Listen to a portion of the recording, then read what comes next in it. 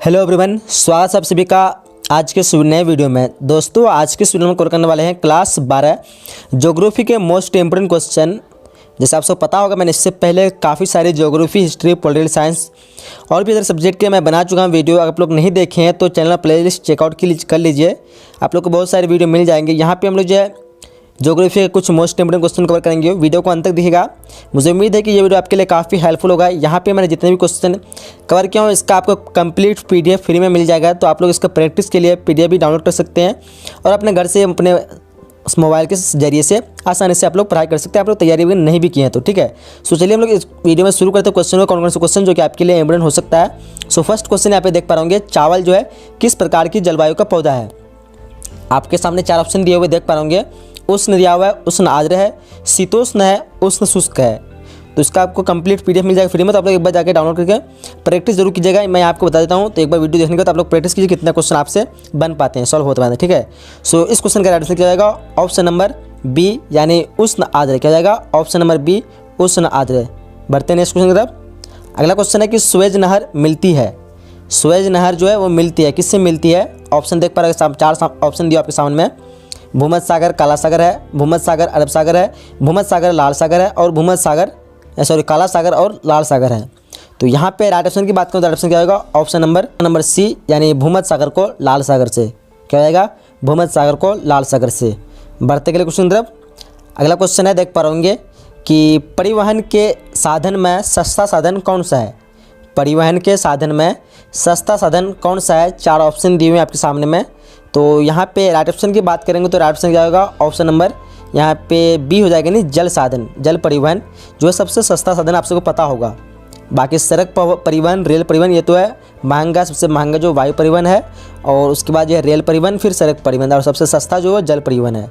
चलिए आगे बढ़ते हैं। आगे क्वेश्चन करा है, ब्राज़ील में कहवा के बागान को कहा जाता है। ब्राज़ील में जो कहवा के बागान होते हैं उसको क्या कहा जाता है। कहवा बागान है, कहा जाता है फेजेंडा, कहा जाता है सेल्वास या फिर पंपास। चलिए उसके अगला क्वेश्चन देख पा रहे होंगे, जनसंख्या पिरामिड इंगित करता है। जनसंख्या पिरामिड इंगित करता है। 4 ऑप्शन आप सामने दिया हुआ है, जन्म दर, मृत्यु दर, आयुलिंग संरचना या फिर इनमें से सभी। सो इस क्वेश्चन का आंसर क्या होगा, ऑप्शन नंबर डी इनमें से सभी। क्या जाएगा, ऑप्शन नंबर डी। चलिए आगे बढ़ते हैं। आगे क्वेश्चन क्या है, कौन सा भारत का सबसे बड़ा महानगर है। कौन सा भारत का सबसे बड़ा महानगर है, कोलकाता, मुंबई, दिल्ली या फिर चेन्नई।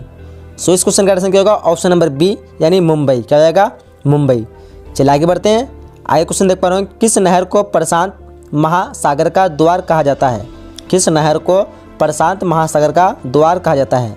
सो ऑप्शन देख पा रहे होंगे, 4 ऑप्शन सामने दिया हुआ है, पनामा नहर है, सुएज नहर है, कील नहर है या फिर इनमें से कोई नहीं। सो इस क्वेश्चन का आंसर क्या होगा, ऑप्शन नंबर ए यानी पनामा नहर। क्या जाएगा, ऑप्शन नंबर ए पनामा नहर। आगे क्वेश्चन है कि नवनिश्चयवाद के प्रवर्तक कौन है। नवनिश्चयवाद के प्रवर्तक कौन है, देख पा रहे 4 ऑप्शन सामने दिया हुआ है। सो यहाँ पे राइट ऑप्शन क्या हो जाएगा, ऑप्शन नंबर इसका डी हो जाएगा यानी जी टेलर। क्या जाएगा, जी टेलर। कि 2011 की जनगणना के अनुसार भारत कुल जनसंख्या है, यानी भारत की कुल जनसंख्या कितनी है। ऑप्शन आपके सामने 4 दिए हुए, तो देख पाएंगे ऑप्शन। तो यहाँ पे राइट आंसर की बात करेंगे तो राइट आंसर हो जाएगा आपका ऑप्शन 121.01 करोड़। क्या हो जाएगा, 121.01 करोड़, ये आपका राइट आंसर होगा। मैं आपको बताता हूँ कि अगर वीडियो को आप लोग चैनल में पहली बार देख रहे हैं तो चैनल को सब्सक्राइब कर लीजिए, क्योंकि यहाँ पे आपको प्रत्येक बोर्ड एग्जाम के लिए तैयारी कराई जाती है, पर जितने भी आप जो भी बोर्ड एग्जाम से हैं। तो चलिए अगले क्वेश्चन की तरफ बढ़ते हैं और वीडियो को लाइक नहीं, वीडियो को लाइक कर दीजिए। क्वेश्चन दूसरा है कि निम्नलिखित में कौन सा एक कारक भारत में पुरुष प्रवास का मुख्य कारण है। ऑप्शन आपके सामने 4 दिए हुए, कौन सा कारक जिसके कारण पुरुष को प्रवास होना पड़ता है। तो ऑप्शन आपके सामने देख पा रहे होंगे। राइट आंसर की बात करेंगे तो राइट आंसर क्या हो जाएगा, काम और रोजगार। क्या होगा, काम और रोजगार। बढ़ते अगले क्वेश्चन की तरफ। क्वेश्चन देख पाएंगे, भारत की जनगणना के अनुसार निम्नलिखित में कौन सी एक विशेषता नगर के लक्षण का अंग नहीं है। ऑप्शन देखिए यहाँ पे कौन सा ऑप्शन सही होगा। तो राइट आंसर की बात करें तो राइट आंसर क्या होगा, 75% से अधिक जनसंख्या का प्राथमिक खंड से संलग्न होना। क्या हो जाएगा, 75% से अधिक जनसंख्या का प्राथमिक खंड में संलग्न होना। अगले क्वेश्चन तक बढ़ते हैं। क्वेश्चन है कि निम्नलिखित में कौन सी रोपण फसल नहीं है। यहाँ पे ऑप्शन जो दिया हुआ है इनमें से कौन जो है रोपण फसल नहीं है। तो राइट आंसर का ऑप्शन नंबर सी यानी गेहूँ। गेहूँ जो एक रोपण फसल नहीं है। चलते अगले क्वेश्चन की तरफ। क्वेश्चन देख पा रहे होंगे, निम्नलिखित में कौन सा एक तीर्थ क्रियाकलाप है। निम्नलिखित में कौन सा एक तीर्थ क्रियाकलाप है। तो यहाँ पे ऑप्शन के सामने 4 दिए हुए हैं। राइट आंसर क्या हो जाएगा, व्यापार, यानी ऑप्शन ए आपका राइट हो जाएगा। अगला क्वेश्चन है, निम्नलिखित में कौन सी एक भूमि उपयोग संवर्ग नहीं है? निम्नलिखित में कौन सा एक भूमि उपयोग संवर्ग नहीं है? 4 ऑप्शन में कौन राइट आंसर होगा? राइट आंसर हो जाएगा आपका ऑप्शन नंबर ए, सीमांत भूमि। बढ़ते अगले क्वेश्चन की तरफ, निम्नलिखित में कौन सा ऊर्जा एक अनवीकरणीय स्रोत है? यानी ऊर्जा का कौन सा यहाँ पे स्रोत है जो अनवीकरणीय है? तो राइट आंसर हो जाएगा ऑप्शन डी, तापीय ऊर्जा। क्या हो जाएगा? तापीय ऊर्जा। अगले क्वेश्चन की तरफ बढ़ते हैं, निम्नलिखित में कौन सा राज्य चीनी का दूसरा सबसे बड़ा उत्पादक है? निम्नलिखित में कौन सा राज्य यहाँ पे चीनी का दूसरा सबसे बड़ा उत्पादक है? तो राइट आंसर हो जाएगा ऑप्शन सी, उत्तर प्रदेश। उत्तर प्रदेश क्या है? चीनी का दूसरा सबसे बड़ा उत्पादक राज्य है। अगला क्वेश्चन देख पा रहे होंगे, इंदिरा गांधी नहर कमान क्षेत्र में सतत पोषणीय विकास के लिए इनमें कौन सा सबसे महत्वपूर्ण कारक है? इंदिरा गांधी नहर कमान क्षेत्र में सतत पोषणीय विकास के लिए इनमें कौन सा सबसे महत्वपूर्ण कारक है?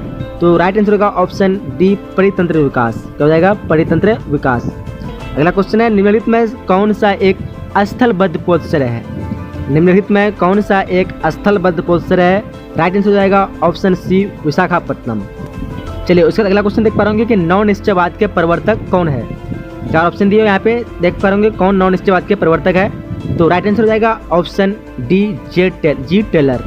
बढ़ते अगले क्वेश्चन की तरफ, पर्वतों पर किस प्रकार का अधिवास पाया जाता है? ऑप्शन आपके सामने दिया हुआ है, पर्वतों पर किस प्रकार का अधिवास पाया जाता है? तो क्या हो जाएगा राइट आंसर? राइट आंसर हो जाएगा ऑप्शन डी, श्रीनुमा। पर्वतों पर किस प्रकार का अधिवास पाया जाता है? तो श्रीनुमा, ऑप्शन डी राइट हो जाएगा। अगला क्वेश्चन देख पा रहे होंगे, निम्नलिखित में कौन जनसंख्या के कार्यशील आयु वर्ग का प्रतिनिधित्व करती है? यहाँ पे जो कौन सा जनसंख्या का वर्ष, कौन सा यहाँ पे वर्ष दिया हुआ है जो जनसंख्या के कार्यशील माने जाते हैं? राइट आंसर हो जाएगा ऑप्शन बी, 15 से 59 वर्ष। 15 से 59 वर्ष। अगला क्वेश्चन है, निम्नलिखित में कौन अधात्विक खनिज का प्रकार है? यहाँ पे जो कौन सा खनिज है जिसमें धातु की मात्रा नहीं पाई जाती है? तो राइट आंसर होगा ऑप्शन बी, अभ्रक। क्या हो जाएगा? अभ्रक है जिसमें धातु की मात्रा नहीं पाई जाती, यानी एक अधात्विक खनिज है।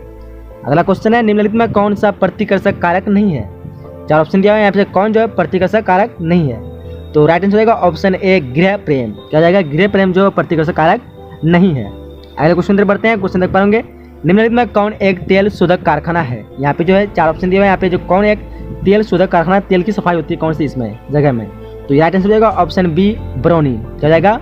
बरौनी। चलिए अगले क्वेश्चन तरफ बढ़ते हैं। क्वेश्चन देख पाएंगे, निम्नलिखित में कौन राजधानी नगर है? यहाँ पे जो ऑप्शन 4 में कौन जो है एक राजधानी नगर है, यानी किसी राज्य का राज्य है और वो नगर भी है? तो राइट आंसर हो जाएगा ऑप्शन सी, रायपुर, जो कि छत्तीसगढ़ का राजधानी होता है, छत्तीसगढ़ का रायपुर। अगला क्वेश्चन देख पा रहे होंगे, इनमें कौन एक तृतीय क्रियाकलाप के उदाहरण है? इनमें कौन एक तृतीय क्रियाकलाप के उदाहरण है? ऑप्शन आपके सामने 4 दिए हुए हैं, तो राइट आंसर हो जाएगा ऑप्शन सी, यानी परिवहन। कौन तृतीय क्रियाकलाप के राजधानी है? कौन तृतीय क्रियाकलाप के उदाहरण है? तो परिवहन। चलिए अगले क्वेश्चन बढ़ते हैं।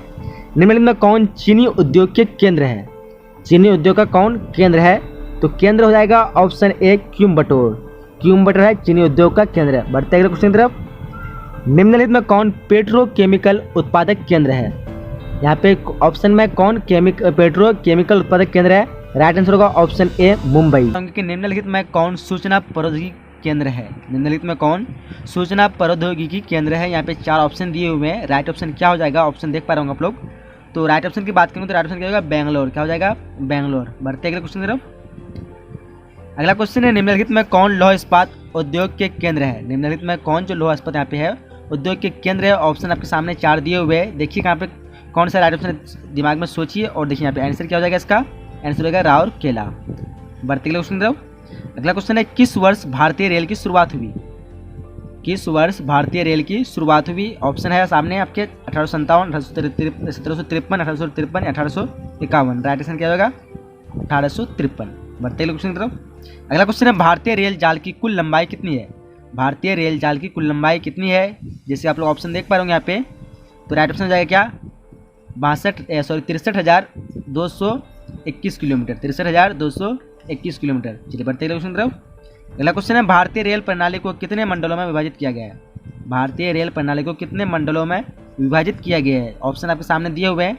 तो राइट ऑप्शन की बात करेंगे तो राइट ऑप्शन यहाँ पे 16 हो जाएगा, बट अभी करेंटली 17 हो चुका है। सो आप लोग यहाँ पे जब तक के लिए 16 याद रखिए। चलिए अगले क्वेश्चन पर बढ़ते हैं। अगला क्वेश्चन है कि निम्नलिखित में कौन एक मानव भूगोल के उपागम नहीं है? निम्नलिखित में कौन एक मानव भूगोल के उपागम नहीं है। 4 ऑप्शन दिए यहाँ पे आपके पास, कौन जो है मानव भूगोल के उपागम नहीं है। तो राइट ऑप्शन हो जाएगा यहाँ पे मात्रात्मक क्रांति। क्या हो जाएगा? मात्रात्मक क्रांति। बढ़ते अगले क्वेश्चन की तरफ।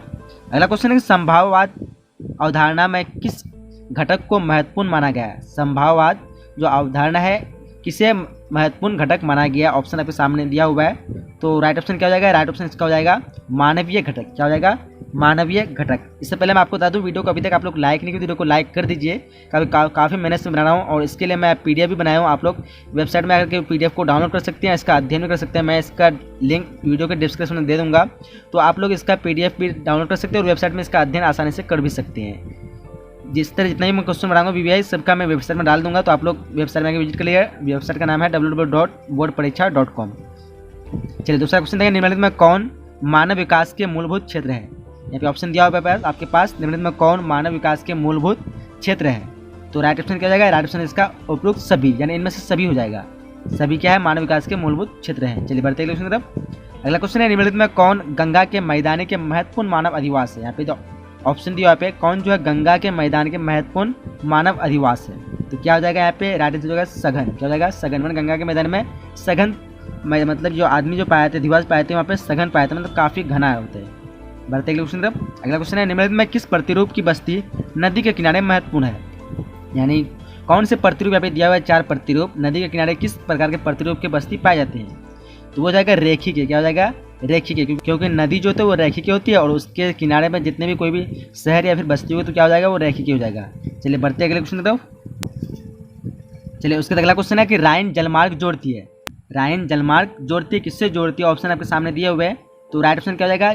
जर्मनी को नीदरलैंड से। किससे जोड़ती है? तो जर्मनी को नीदरलैंड। चलिए बढ़ते अगले क्वेश्चन की तरफ। अगला क्वेश्चन है कि निम्नलिखित में किस नगरीय समूह में प्रवासी जनसंख्या सर्वाधिक है। जो कौन सा नगरीय समूह है जिसमें प्रवासी संख्या सर्वाधिक है, सबसे अधिक प्रवासी पाए जाते हैं। तो ये हो जाएगा मुंबई नगरीय समूह। यानी इसको आंसर क्या हो जाएगा? डी हो जाएगा। क्या हो जाएगा? डी। बढ़ते अगले क्वेश्चन तरफ। अगला क्वेश्चन है कि निम्नलिखित में सर्वाधिक प्रदूषित नदी कौन सी है। यहाँ पे 4 जो नदी के नाम दिए हुए हैं, इन चारों नदी में सबसे अधिक प्रदूषित कौन है। तो वो हो जाएगा आपका यमुना। क्या है? यमुना सबसे अधिक प्रदूषित नदी है। बढ़ते अगले क्वेश्चन तरफ। अगला क्वेश्चन है कि निम्नलिखित में कौन पश्चिमी भारत की नदी बेसिन है। पश्चिमी भारत की कौन सी जो नदी बेसिन है यहाँ पे ऑप्शन में। तो राइट ऑप्शन क्या हो जाएगा? इसका हो जाएगा माही बेसिन। कौन सी है? तो माही बेसिन। बढ़ते अगले क्वेश्चन तरफ। अगला क्वेश्चन है कि निम्नलिखित में कौन सबसे महत्वपूर्ण जूट उत्पादक क्षेत्र है। यहाँ पे जो है 4 जो क्षेत्र के नाम दिए हैं, कौन सा क्षेत्र सबसे अधिक जूट उत्पादन करता है। तो राइट ऑप्शन क्या हो जाएगा? गंगा का डेल्टा। क्या हो जाएगा? गंगा का डेल्टा। तो चलिए यहीं तक कुछ क्वेश्चन थे जो आपके एग्जाम के दृष्टि से काफ़ी महत्वपूर्ण था। मुझे उम्मीद है कि आपको ये वीडियो पसंद आया होगा। और मैं आपको बता दूं, अभी तक वीडियो को आप लोग लाइक नहीं किए, वीडियो को अधिक से अधिक लाइक कीजिए और अपने दोस्तों के साथ शेयर कीजिए, क्योंकि आप लोग लाइक करेंगे तभी मैं अगला नया वीडियो जल्दी से बनाने की कोशिश करूंगा। क्योंकि यहाँ पे लाइक करो तो मुझे मोटिवेट मिलता है कि अगला नया वीडियो बनाना चाहिए। तो इससे रिलेटेड आप जितने भी वीडियो चाहते हैं किसी भी सब्जेक्ट से, तो आप लोग कमेंट बॉक्स में बता सकते हैं। और मैं आपको बता दूँ, इसका PDF और इसका अध्ययन करना चाहते हैं तो www.boardpareekha.com में आके इसका अध्ययन कर सकते हैं। मैं इसका डिस्क्रिप्शन में लिंक दे दूँगा, तो आप लोग वहाँ से आकर के उसको इसका अध्ययन कर सकते हैं। अगर चैनल में नहीं हो तो चैनल को सब्सक्राइब कर लीजिए और नोटिफिकेशन बेल को ऑन कर लीजिए। तब तक के लिए मिलते हैं अगले नए वीडियो। जब तक के लिए जय हिंद, जय Bharat and thanks for watching.